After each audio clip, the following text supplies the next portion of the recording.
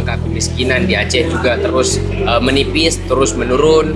Rakan.co. Sejumlah demisioner presiden mahasiswa kampus di Aceh mendukung Bustami Hamzah sebagai calon gubernur Aceh periode 2025-2030 pada pilkada mendatang.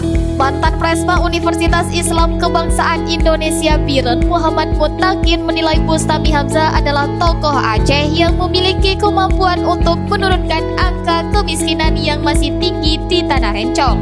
Setelah kami menimbang dan mengingat juga bahwasannya Pak Bustami adalah tokoh Aceh dan juga tokoh yang mampu untuk menurunkan angka kemiskinan yang memang hari ini angka kemiskinan di Aceh sangat tinggi kan begitu Pak.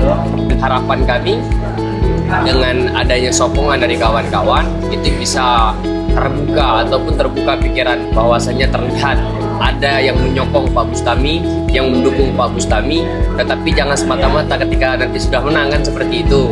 Tapi harapan kami angka kemiskinan di Aceh juga terus menipis, terus menurun, terus ada manfaat juga untuk masyarakat, kalangan masyarakat. Kalau saya pribadi kan belum terlalu dekat juga dengan Pak Bustami kan seperti itu nih Bang.